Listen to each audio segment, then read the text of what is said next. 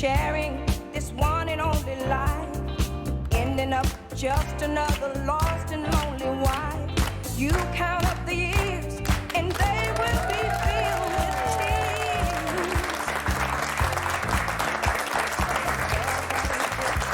Vous nous imitez? Ouais. Je vous imite. J'en ai Je bien vous imite et l'impression, ce dès le début de l'émission. Ça va, part ma fort. Tichou? Bonjour à tous, bienvenue dans Bel et Bien Ensemble. C'est que Bel et Bien Ensemble, c'est finalement c'est votre guide bien-être. Voilà, c'est sur France 2, c'est tous les matins, tout simplement.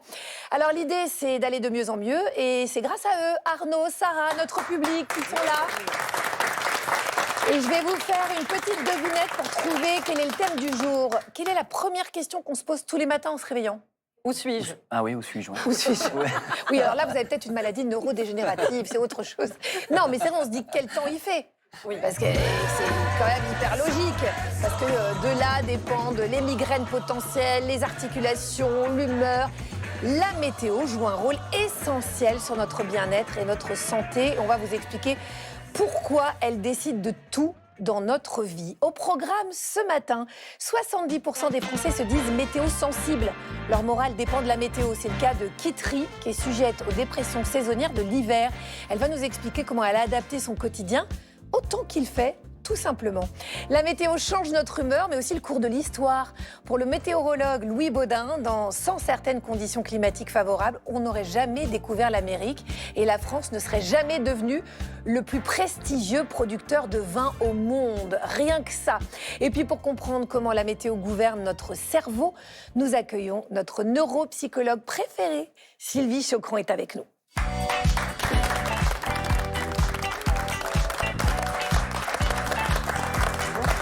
Bonjour Sylvie. Sylvie, pourquoi est-ce qu'on est tous devenus accros à la météo?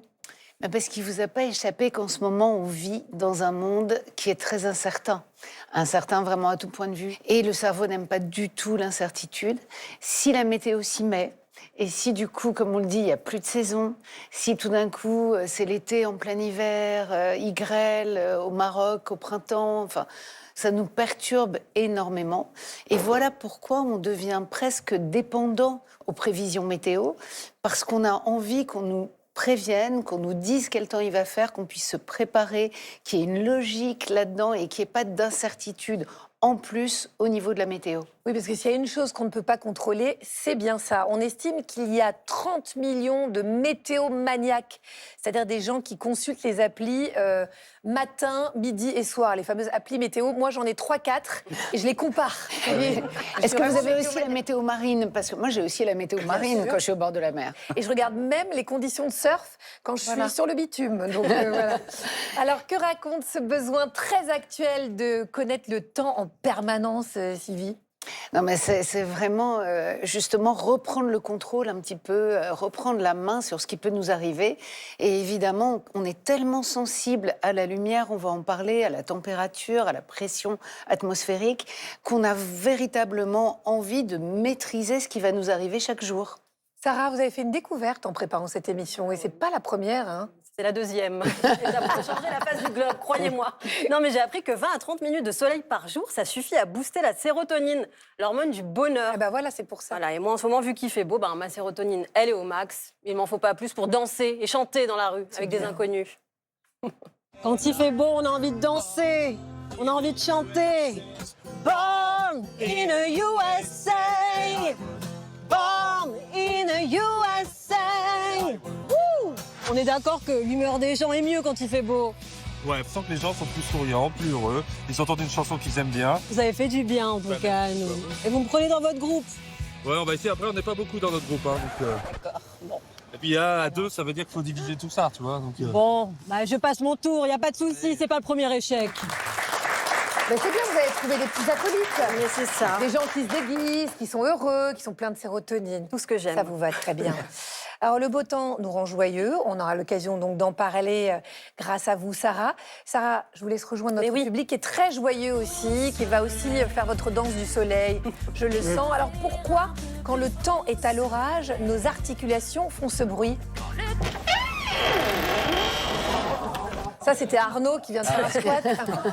C'est une des nombreuses questions que tout le monde se pose.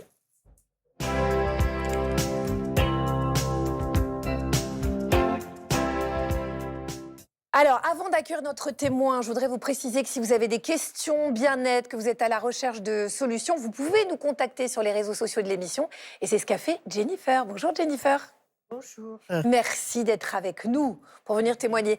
Le petit grincement qu'on a entendu, c'est familier pour vous? Ah oui, c'est l'arthrose. Ah ouais, c'est ça. Oh c'est bien, vous le dites avec le sourire, parce qu'en revanche, vous êtes de bonne humeur et joyeuse. Donc, Jennifer, vous faites partie des 16 millions de Français qui souffrent de rhumatisme. Oui, Et à cause de votre maladie, eh ben vous êtes capable d'anticiper la météo quasiment tous les jours. Vous êtes un peu comme certains animaux. Par exemple, on sait qu'avant un orage, les vaches se couchent, les chiens, ils s'agitent un petit peu. On sent que ouais, ils sont un petit peu plus excités que d'habitude. Et les chats se cachent. Et vous, eh ben, ce sont vos articulations qui vous alertent sur l'arrivée du mauvais temps. Vous êtes mieux qu'une appli météo. Racontez-moi comment ça se le manifeste. matin, je me lève, j'ouvre la fenêtre. Alors, s'il fait gris, j'ai dit ça va, moyen. Par contre, s'il y a un soleil comme ce matin, je vous dis pas. Vous n'avez pas de douleur là? Non, Mais c'est incroyable. C'est-à-dire que Ouais. vous sentez vraiment la différence. oui, on sent Et le la pire, différence. c'est quelle météo alors pour vous, pour vos douleurs? La pluie. L'orage, c'est pire qu'une petite pluie? Non, plutôt la pluie parce qu'il y a beaucoup d'humidité. Ah d'accord. Donc là, imaginons, vous vous réveillez un matin, vous vous étirez et vous dites « Ah là là, j'ai mal. Là, j'ai mal aux articulations. » Vous Ben, je pouvez dis, dire, il c'est va sûr, pleuvoir. on va pas déjeuner dehors, quoi. Voilà. Mais Jennifer, vous êtes un véritable baromètre ambulant, en fait. C'est incroyable. Sylvie, comme Jennifer, il y a certaines personnes qui souffrent de douleurs articulaires et qui disent donc qu'elles ressentent ces changements de météo à l'avance. Mais oui. Est-ce que c'est dans la tête ou est-ce que c'est réel? Alors non, c'est pas dans la tête. Et vous n'êtes pas non plus... Alors peut-être que vous êtes médium par ailleurs, hein, mais c'est pas non plus un don de voyance. C'est que réellement, quand la pression atmosphérique change, quand le taux d'humidité dans l'air change, quand la température change, les tissus corporels, et en particulier autour des articulations, vont se modifier et ils vont envoyer un signal au cerveau. Et le cerveau va, au fur et à mesure où ça se passe, prendre l'habitude d'associer cette modification, ce signal particulier, cette douleur à la température extérieure. Et donc, peu à peu, vous devenez capable de prédire le temps qu'il fera grâce à cette association entre les modifications de la température, de la pression atmosphérique et le ressenti que vous avez au niveau de vos articulations. Et ça touche non seulement les personnes qui ont des rhumatismes, de l'arthrose, mais aussi les gens qui ont eu des fractures, qui peuvent, à l'endroit de la fracture, même si elle est consolidée, avoir ces perceptions particulières qu'ils vont être capables d'associer aux variations météo. Est-ce que ça agit aussi sur votre morale, Jennifer? Parce Les que... jours de pluie. Mais donc vous êtes vraiment météo-sensible, c'est comme ça qu'on les appelle. Oui. À la fois, vous avez un super pouvoir, parce que vous pouvez prédire le temps, mais en même temps, si c'est humide, là, vous passez une journée où vous êtes quoi? Vous êtes un peu déprimé? Oh, pas vraiment déprimé, mais un peu chafouin, quoi. Donc vraiment, ça joue sur votre quotidien. Là, je pète la forme, hein, je peux vous dire. Hein. Il y a du soleil, je voudrais qu'il reste. Hein. Bon, on entend souvent dire que la météo peut aussi déclencher des migraines. 50% des migraineux disent aussi qu'ils ressentent l'arrivée d'un changement climatique. Mythe ou réalité, Sylvie, pour les migraineux? Non, réalité, et je peux en témoigner, grande Oui, migraineuse. Sylvie est météo-sensible aussi à ce niveau-là. Surtout migraineuse. Et donc, effectivement, la migraine, elle peut être déclenchée aussi par des changements brutaux de température, de pression atmosphérique et surtout de lumière. Parce que la lumière, qu'elle soit naturelle ou surtout artificielle, elle va provoquer une hyperexcitabilité au niveau cérébral, au niveau du cerveau. Et donc, elle peut véritablement déclencher une migraine chez des gens qui sont sensibles aux migraines et qui ont besoin, si possible, que tout reste plutôt stable, que ce soit en termes de température ou de luminosité. Et il faut se protéger de la lumière avec, évidemment, des verres teintés, des lunettes de soleil, ou bien baisser, sur le plateau, on ne peut pas trop, mais baisser les lumières quand on peut. Et puis dormir, parce que les migraineux ont aussi besoin d'un sommeil assez régulier et assez conséquent. Et puis, évidemment, prévenir les changements brutaux de température, se préparer parce qu'on risque d'avoir une migraine dans ces cas-là. Voilà, donc je disais que vous aviez un super pouvoir, hein, Jennifer, celui de prévoir les pluies. Sylvie, elle a un super pouvoir, c'est d'être debout dans la lumière avec une migraine, parce que je vous dis tout, c'est pas la joie aujourd'hui. Et elle est là et elle nous éclaire de son savoir comme à chaque fois. On a l'impression, comme Jennifer, que les femmes sont plus sensibles à la météo que les hommes. Et on dit aussi d'ailleurs qu'elles sont plus frileuses. Est-ce que ça, c'est une idée reçue, Sylvie, ou pas? Alors non, pas du tout. Biologiquement, physiologiquement, les femmes régulent la température de manière particulière. D'une part parce qu'il y a des variations qui sont dues aux hormones. Et donc on sait qu'aux différentes périodes du cycle, la température ne va pas être la même. Et la régulation de la température va être influencée aussi par les variations hormonales. Et donc, les femmes peuvent percevoir beaucoup plus vite et beaucoup plus finement des variations de température, et en particulier le froid. Et donc, c'est pas qu'elles sont plus frileuses, c'est qu'elles le ressentent plus. Et puis, il y a aussi la thyroïde qui fonctionne de manière aussi spécifique chez la femme, puisqu'elle est sous contrôle hormonal aussi, et qui, elle-même aussi, réellement, la circulation sanguine est différente chez les femmes et chez les hommes, et c'est pour ça qu'elles peuvent avoir parfois beaucoup plus souvent les extrémités froides. Moi, ma bouillotte est ma meilleure amie, Jennifer. Je vous assure, vous devriez essayer pour vos articulations aussi. Sarah, Oui. il paraît que les Français sont aussi sensibles que Jennifer à la météo. Mais oui, je vais vous faire une révélation. Moi aussi, je vais vous montrer une photo de moi en hiver quand il fait pas beau. Alors en fait, je prends un petit peu des hanches, voilà, je fais des réserves, moi, pour l'hiver. n'exagérez pas. Si, un petit peu. En tout cas, moi, Ça je me va. trouve... Non, mais sincèrement, Agathe, moi, je me trouve plus fraîche et mieux physiquement l'été. Et je suis pas la seule, vous allez le voir, les Français que j'ai rencontrés aussi. Au soleil, sur une échelle de 1 à 10, là, aujourd'hui, comment vous vous trouvez? On va dire 4, parce que sinon en hiver, ce serait plutôt 1. Est-ce que vous vous trouvez physiquement mieux l'hiver ou l'été? L'été, je me sens mieux dans mon corps en fait. Est-ce que vous pouvez me montrer une photo où vous vous trouvez au top du top? Ok, j'ai peut-être trouvé. Waouh! Belle gosse et tout. C'était quel mois, ça? Mois de juillet à Nice. Ah bah oui. Ouais. Voilà. Dès que le soleil est là, qu'est-ce qui change physiquement quand il fait chaud et beau? Bah, je me sens plus en forme, plus tonique. On se sent plus léger. Pourquoi on est plus mince l'été que l'hiver? Parce qu'on veut peut-être rentrer dans le maillot. Le bikini. Le petit bikini, voilà. Ah. On mange différemment. On est plus tenté par les salades, les légumes. Et puis c'est pour ça qu'on perd plus vite. On va s'assumer, on va défiler sous ce beau soleil. On assume. Au soleil. Exposer un peu plus au soleil. Vive le soleil! Plus brûler ce que l'on adore. Excusez-moi. Oui. Vous savez le cadeau que vous faites à Arnaud quand vous lui mettez du Jennifer. Ah Il est fan? Vous n'avez pas idée. Jennifer. C'est ce que j'allais dire, c'est la plus belle émission que vous pouviez me faire. Vous appelez Jennifer et j'ai entendu qu'Éric Simon, le réalisateur, a mis au soleil. Là, je suis hyper bien. Voilà, c'était Attention pour qu'il Arnaud. ne parte pas à l'étranger avec vous, main dans la main, Jennifer. Il pourrait refaire sa vie à tout moment. Bon, en tout Sarah. cas, j'avais une question pour Sylvie. Est-ce que vous partagez le même constat que les Français? Est-ce que quand il y a du soleil, quand il fait beau, ça influence notre tour de taille et du coup, on se trouve plus belle? Mais oui, Sarah, vous avez tout à fait raison, parce que l'hiver, on est un petit peu comme les animaux. On a besoin de plus d'énergie pour lutter contre le froid, donc on a tendance à faire des réserves. On a vraiment cette sensation qu'on a plus faim, et surtout qu'on va vers des aliments beaucoup plus gras et beaucoup plus riches, plus sucrés que l'été. Et donc, c'est pas un mythe. On a tendance à prendre du poids. On peut prendre entre 0,5 et 2 kilos l'hiver, qu'on reperdra ensuite l'été. Et puis, il y a aussi une autre raison, c'est parce que l'hiver, il y a moins de lumière. Oui. La lumière, elle est aussi très importante, non seulement pour notre humeur, mais elle va aussi influencer la façon dont on dort, le rythme vraiment veille-sommeil.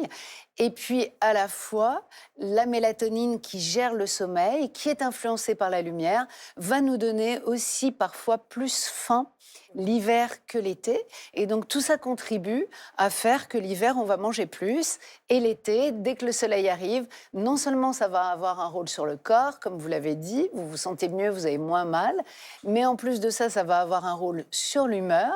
Et puis, ça va avoir un rôle aussi sur la faim et sur les aliments vers lesquels on va. Et donc, oui, c'est pas un mythe. Merci beaucoup, Jennifer, d'avoir témoigné ce matin. Vous restez avec nous. Ah bah bien sûr, avec On- grand plaisir. On parle de vous, finalement, pendant toute cette émission. On parle des météos sensibles. Si vous cherchez des solutions bien-être, vous pouvez retrouver tous les conseils de Sylvie Choqueron et de tous les experts de l'émission sur nos réseaux sociaux, vous le savez. Alors, est-ce que vous savez, Jennifer, ce qu'est le TAS? Non, vous allez me le dire. Je vais vous l'apprendre. C'est pas une MST. C'est pas moi qui l'ai écrite, c'était sur le prompteur, hein, je vous dis. TAS, ça veut dire trouble affectif saisonnier. C'est plus connu sous l'appellation approximative de dépression saisonnière. C'est un peu ce qui pourrait vous arriver, Jennifer, quand vous dites que quand il fait pas très beau, ça pèse sur votre morale. Il y a 70% des Français qui disent ressentir une baisse de morale pendant l'hiver. On les appelle donc les météosensibles, on en a parlé. Arnaud est allé à leur rencontre.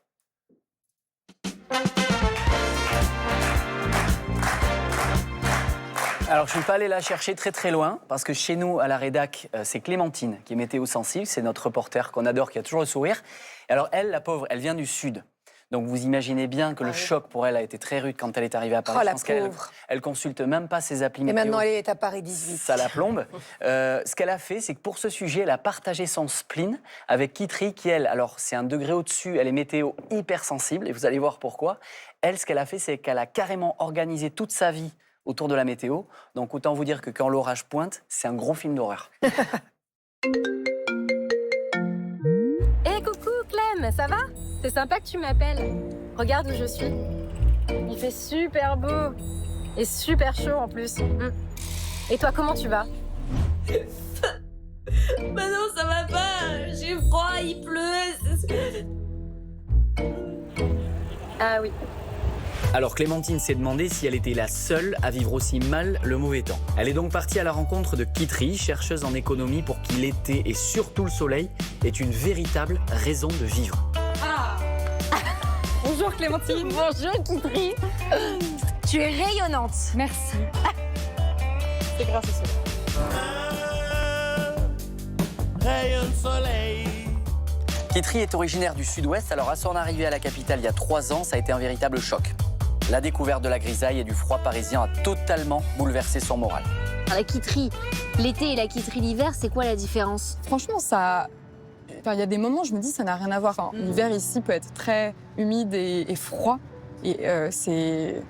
Enfin, pour moi, c'est des coups de couteau. Et la première année en fait, où j'ai vécu l'hiver à Paris, c'était pas moi. Genre, je me suis pas vraiment reconnue. C'était. Ah ouais. J'allais voir un psy à ce moment-là. Et le psy m'a dit, mais vous êtes peut-être sujette à des déprimes hivernales parce que l'hiver, je suis beaucoup plus anxieuse. Et je peux me réveiller anxieuse. J'ai beaucoup plus, du coup, de la tristesse, de la colère ou de la peur. Socialement, c'est plus compliqué. C'est pas facile d'avoir l'impression d'avoir un brouillard genre, dans la tête et de pas réussir à rassembler ses idées. Donc l'énergie que j'ai, c'est pas la même. Du coup, je vais avoir tendance à plus manger parce que c'est un espèce de truc qui me contrebalance physiquement. Mais du coup, je prends du poids. Donc, il y a tous mes changements qui sont à la fois émotionnels, à la fois physiques. Et du coup, c'est vraiment des routines que je crée en hiver qui me permettent, en fait, entre guillemets, de vivre bien l'hiver. Alors justement, qu'est-ce que tu mets en place? Je peux faire 10-15 minutes de luminothérapie. Ça me permet vraiment de me réveiller. Sans ça, je suis encore endormie jusqu'à 9h du matin et encore après. Il y a quelque chose qui me sort immédiatement d'une boucle d'angoisse, c'est le sport. Et en fait, me concentrer physiquement et mentalement, ça me reboot de mon humeur que je peux avoir le matin en voyant la météo et en ayant froid. Et c'est important pour toi d'accepter aussi la Kitri de l'hiver? En fait, on peut pas faire sans parce que de fait, elle est là. Puis il y a peut-être quelque chose qui est de l'ordre plus peut-être presque philosophique de se dire bon, c'est la merde. Mais si c'était pas difficile maintenant, peut-être que ce serait pas aussi bien après. C'est pour ça que j'aime bien le printemps, c'est qu'il y a un peu cette... ça revit, quoi. Et en ce moment, les belles journées s'enchaînent. C'est donc le retour de Kitri version printemps-été. Elle rayonne à nouveau. Allez, Clem, on va prendre un vélo. Ah ouais, un vélo, mais moi je pensais qu'on allait prendre le métro là. Ah non, pas avec ce temps-là. Je profite de chaque rayon. D'accord. Pas le temps de chômer avec Kitri, hein. Ça fait du bien de pouvoir pédaler un peu sur le soleil. Là, tu te sens revivre un peu. Ouais. Bref, Kitri ne manque pas une occasion de profiter du soleil. Alors quand elle retrouve son ami Antoine, c'est évidemment en terrasse. Si on va dans un resto ou un bar et qu'on se met à l'intérieur alors qu'il y a du soleil dehors, c'est no-go pour moi. Genre, c'est impossible. Et même s'il fait froid, même s'il y a du vent, s'il y a un brin de soleil, il faut que je sois dehors. Tout l'hiver, elle va chercher le moindre endroit où il peut y avoir de la lumière. C'est vraiment comme si tu étais sous l'eau et que tu n'avais plus de moyen de respirer, que tu cherchais le moindre endroit où tu allais pouvoir chercher de l'oxygène. Et alors, Antoine, quand est-ce que ça a été le moment où tu t'es rendu compte de cette météo-sensibilité chez Kitri? C'est quand on s'est côtoyé pendant le premier hiver. Là, j'ai senti qu'il y avait un sujet, quoi. C'était vraiment un peu plus bougon que d'habitude.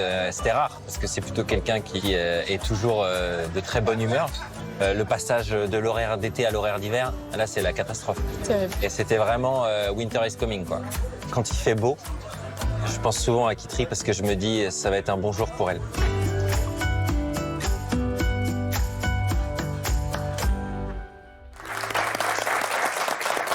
Alors, ce qui est hyper important à dire, c'est que vous l'avez tous compris, on ne maîtrise pas la météo, il faut apprendre juste à vivre avec.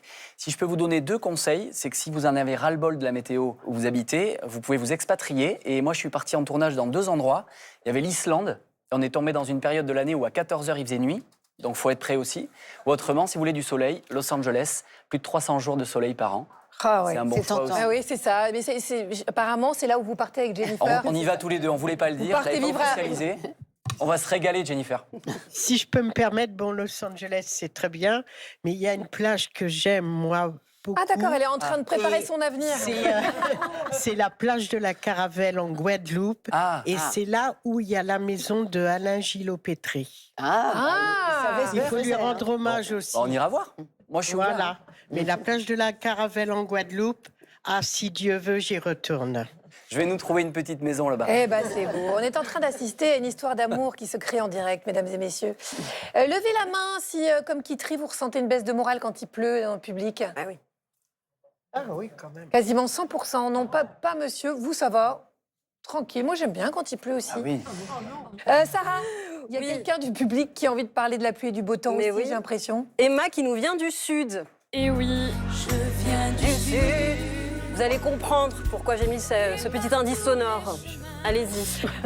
Ouais, dans le sud, il y a une légende provençale qui dit que quand le Mistral il souffle plusieurs jours d'affilée, ça rend fou. Alors, en fait, c'est pas que le vent ou le Mistral rend réellement fou, c'est qu'effectivement, quand le vent dure et quand ce sont des vents secs, des vents puissants, en réalité, ça va modifier, comme on a dit, en général, ça s'accompagne d'une modification de la pression atmosphérique, éventuellement de la température. Toutes ces variations-là, elles vont avoir des effets sur nos capacités physiques, mais aussi sur nos capacités mentales.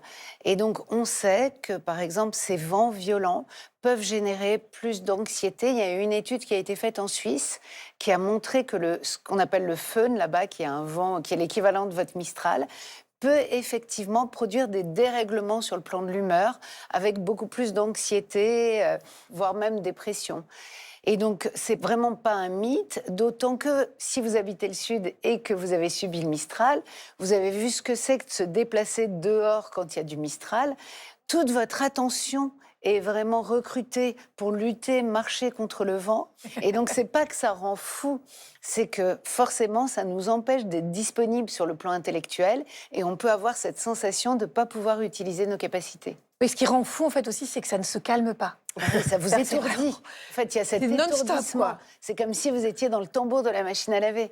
Et donc, c'est ça qui vous donne l'impression de devenir fou. Sylvie Chocron, il y a Stan Gusman qui se pose beaucoup trop de questions sur la météo. Et celle qui va suivre pourrait bien remettre en cause toutes nos certitudes. Et oui, Sylvie, toutes nos certitudes.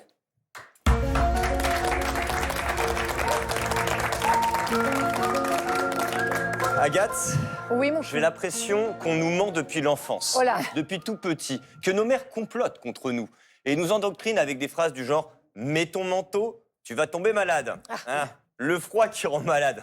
À d'autres, ouais. Parce que si le froid rendait vraiment malade, les Inuits, ils seraient tous en arrêt maladie. Est-ce que c'est le cas, Agathe? Pas du tout. Pas Alors du là, tout. Stan, non, Voilà. ça. Je crois pas, je dis stop à ce lobbying du foot à cagoule, c'est une machination. D'ailleurs, j'ai des preuves.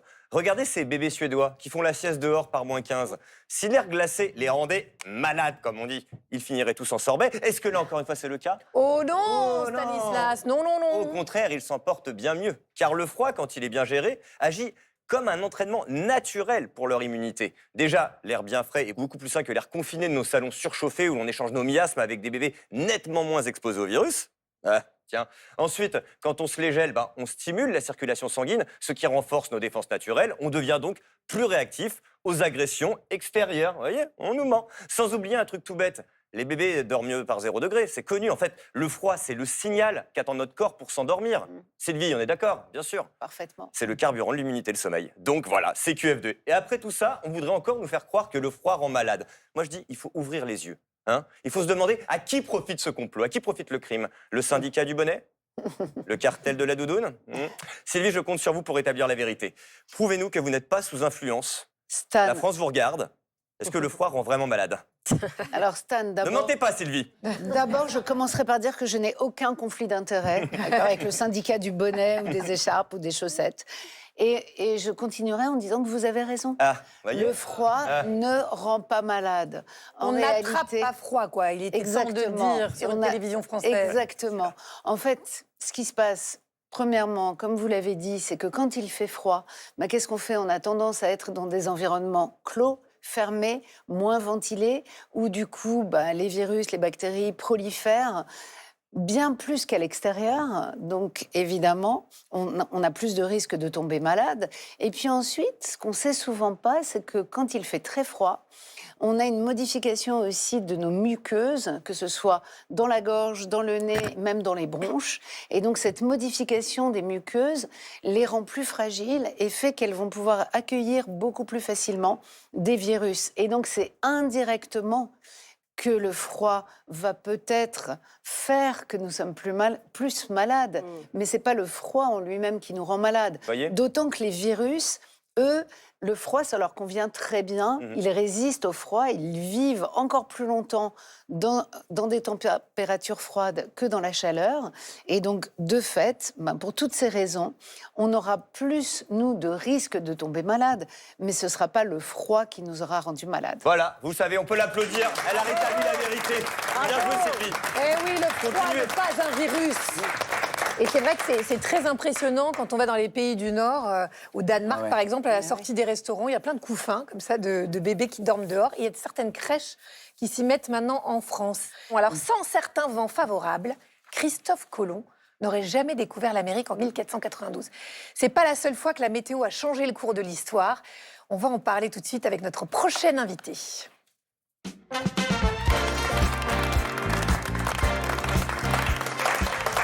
Bonjour Louis Baudin. Bonjour. Quel Bonjour. bonheur. Sympa de venir c'est un plaisir de venir. chez les voisins, on va dire. Voisins, exactement, nous sommes voisins. Alors Louis Baudin, on n'a pas besoin de vous présenter. Vous êtes météorologue, vous publiez les histoires extraordinaires de la météo. C'est truffé d'anecdotes passionnantes, c'est aux éditions Fayard. On y apprend comment le climat a changé le destin de l'humanité. Je pèse mes mots, par exemple, on apprend que c'est un brouillard qui a permis à Napoléon de remporter la bataille d'Austerlitz. Et parmi les événements conditionnés par le temps, celui-ci.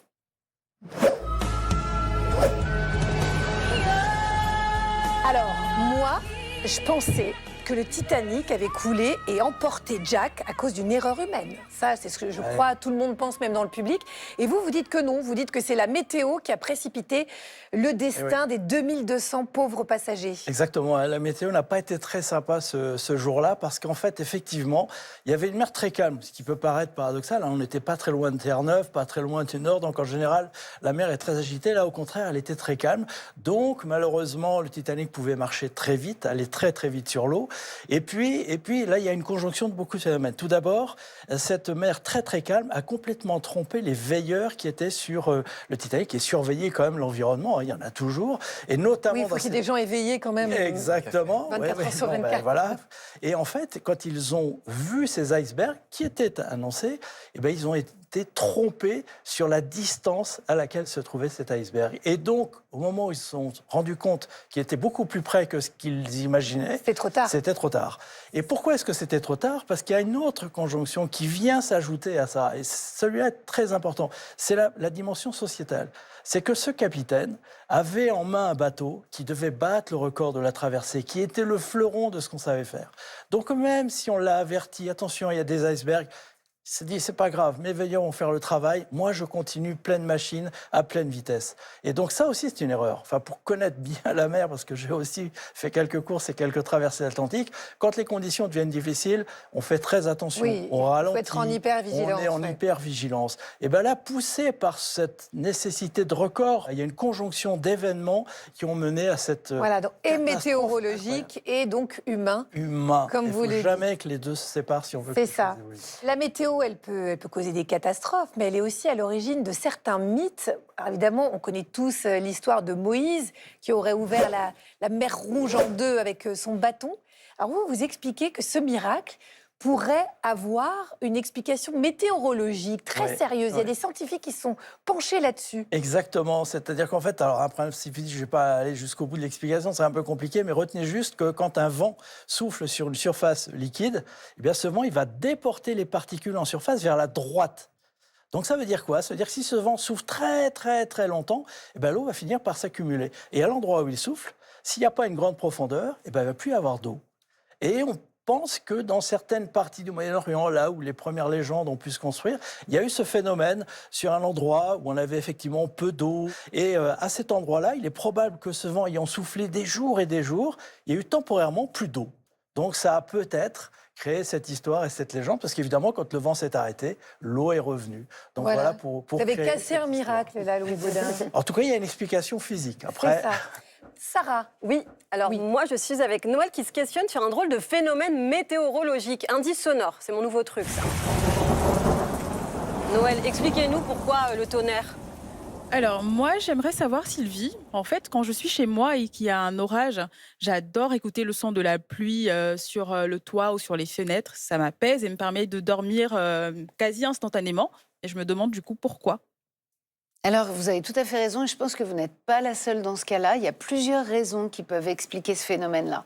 D'abord, c'est un petit peu comme regarder un film d'horreur dans son canapé. C'est-à-dire que vous savez que c'est une situation effrayante, qu'il ne faudrait surtout pas être dehors par ce temps-là, que ça fait vraiment peur, mais vous êtes bien au chaud chez vous. Et il y a ce contraste qui fait que dans votre cerveau, il y a une petite région qui normalement réagit à la peur, qui est l'amygdale cérébrale, qui aime jouer avec la peur. Et donc, du coup, le fait que vous soyez bien au chaud dans votre cocon, pendant que dehors, il fait un temps vraiment effrayant, ben, c'est une façon d'activer cette amygdale cérébrale sans pour autant ressentir le danger.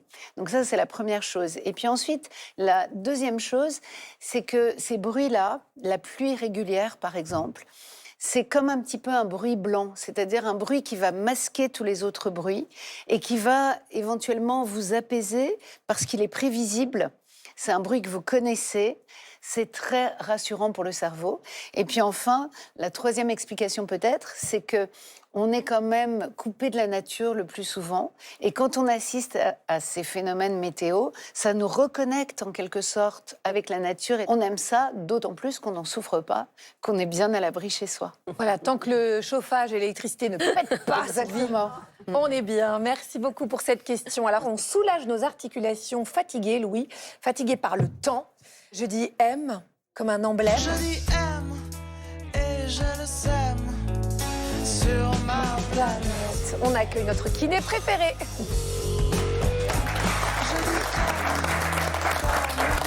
Ah là là, et Une équipe aujourd'hui. Emeric, ça Oui. y est, on a son petit jingle. Je vois Et ça. pas des Il est moindres. magnifique le jingle. Hein Magnifique. Doudou, tu viens avec moi? Ah bah voilà. Bon, ce matin, vous nous proposez des exercices pour soulager les douleurs articulaires. Exactement. Ce qui est Hanches, dos et épaules, c'est ça? de comprendre. On va soulager les hanches, le dos, les épaules, on va tout faire. Ok. C'est que si la météo augmente les douleurs, il faut retenir que c'est pas parce que vous avez plus mal que forcément votre corps est différent. C'est plutôt les perceptions qui vont changer. Donc perception différente veut dire que mon corps est dans le même état, juste il m'envoie un peu de douleur, on va essayer de le faire bouger et de le soulager pour que ces douleurs soient moins invalidantes dans la vie quotidienne. Et on va commencer avec un petit massage. Pour le bas du dos, pour les lombaires, on va essayer de mettre du mouvement avec ce qu'on appelle ici un foam roller. Donc Alors, ça s'achète tout, ça, Emeric. ça, dans n'importe quel magasin de sport, on peut en trouver. Ou en ligne. Ceux-ci ont- exactement. Ce C'est sont pas cher. des petits picots, mais il y en a des lisses. Et D'accord. si vraiment on n'a rien, une bouteille d'eau remplie à fond, ça peut faire D'accord. l'effet aussi. Le boulot. Exactement. Je le place dans Oui, le bas c'est du ça, dos. faut bien la boucher. Il y en a même qui le mettent au congélateur pour que ça soit tout dur et que le froid soulage. Ça, c'est pas mal, ça. C'est des outils que j'ai des Bonne fois des astuce. patients au cabinet. Donc je vais venir le placer dans le bas du dos, dans la zone douloureuse. Ça fait très mal déjà. Alors, il y a aussi plusieurs manières de l'utiliser. On peut par exemple se mettre dans une zone un peu douloureuse, mettre les bras et venir Pour moi, tout est douloureux là. appuyer et relâcher. Ok. Juste venir en fait avoir une sorte de jeu de pression pour faire une sorte d'automassage. Et Ouais. sinon, on peut aussi venir poser complètement et venir ici rouler sur la zone où on va sentir où on en a plus ou moins besoin. Ouais. Ça fait du bien, là, Arnaud, Ouais, ou ça c'est souffre encore? Là, je me régale.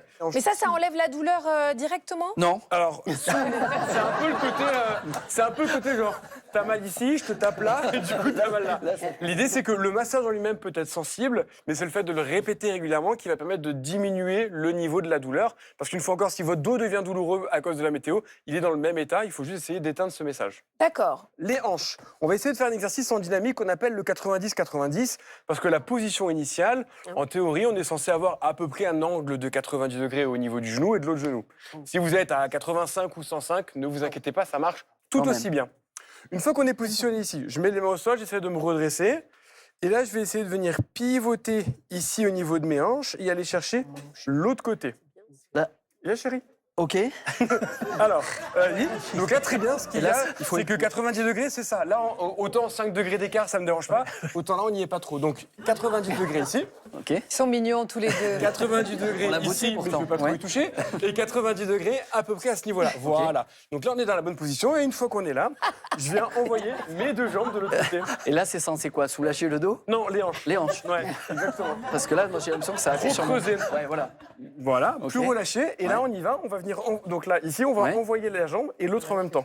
Ok. Donc quand je suis ici, je viens envoyer une jambe à fond. Okay. J'essaie de garder ça à la collée. J'ouvre à fond, à fond, à fond, à fond, à fond, à fond. Quand je lâche au max et que je sens que ça tire ici, là, j'envoie les deux en essayant d'être bien ouvert. Et là, je viens poser ensuite la deuxième. C'est ce qu'il y a de plus simple pour la hanche à faire? Là, parce qu'il y a les deux en même temps. Si c'est trop difficile, on peut en faire une seule.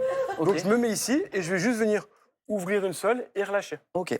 Moi, j'aime bien parce que les deux, souvent, c'est pratique, ça permet de faire les deux, mais si c'est trop compliqué... Mais vous aimez bien souffrir, Aymeric, on le remarque. Mais les kinés ont un vrai côté maso, il faut se le dire.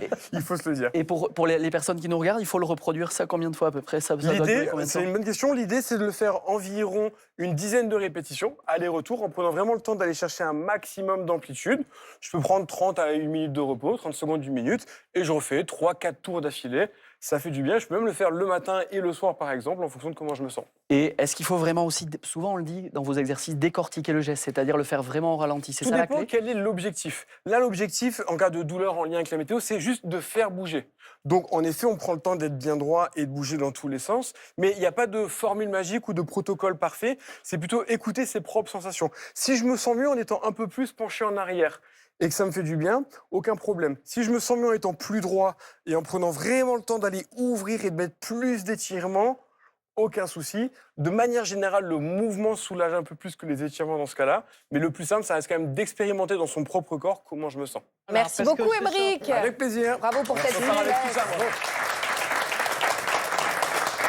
Louis, il a souffert pour vous. Hein. Ouais. Je vous ai entendu faire « Aïe, ah non, ça non, ça non ». Autre miracle, Louis Baudin, c'est la météo qui a offert à la France les conditions idéales pour fabriquer le meilleur vin au monde. Et je pense notamment au millésime avec un grand M, c'est 1961. 1961. Alors pour tous ceux qui s'intéressent un petit peu au vin, en tout cas à la vigne, effectivement, il faut... Alors on peut rêver de conditions idéales. C'est-à-dire qu'on sait qu'il faut qu'il ait plu pendant l'hiver, donc que le sol soit un petit peu ramolli. Mais au moment où la vigne commence à bourgeonner, il faut qu'il y ait déjà des températures légèrement positives. Pas trop, parce que sinon elle va pousser trop vite. Et puis il faut qu'il y ait quand même un petit peu de pluie, mais pas trop. C'est de la dentelle météorologique. C'est une dentelle météorologique, puis on peut continuer comme ça de semaine en semaine. Eh bien, il est arrivé une fois, la nature a dit « je vais offrir » ces conditions idéales. Et en 1961, c'est ce qui est arrivé. C'est-à-dire que ça a continué. Au printemps, donc le soleil, pas trop d'humidité. Au moment de l'été, là aussi, il faut qu'il y ait de la chaleur, mais pas trop. Il faut qu'il y ait un petit peu de pluie pour que ça puisse continuer à mûrir. Et puis arrivent les vendanges, et là, il pleut plus. Donc c'est un temps sec. Donc c'est idéal pour vendanger. Je pense qu'on interroge n'importe quel vigneron, il dit « alors, qu'est-ce que vous voulez comme météo sur une saison ?» Eh bien, il va raconter celle-là. Et elle est arrivée une fois. Je pense que c'est un joli clin d'œil pour nous rappeler que, n'oubliez pas cette nature-là. Il ne faut pas qu'on l'oublie à l'avenir parce qu'elle peut nous offrir ces moments-là, en tout cas pour ceux qui aiment le vin. J'en fais partie. Avec modération, bien sûr, Louis. Louis Baudin, merci infiniment. Merci. D'être venu chez vos voisins. Je conseille votre livre, donc, qui est une pépite, Les histoires extraordinaires de la météo. C'est aux éditions Fayard. Sylvie Chocron, merci d'être venue braver la migraine pour nous éclairer ce matin. Merci Sarah d'avoir été avec nous. Merci au public. Bel et bien ensemble, c'est fini pour aujourd'hui. Vous savez que c'est votre guide bien-être et que l'idée, c'est que vous alliez mieux. Bonne journée sur France 2.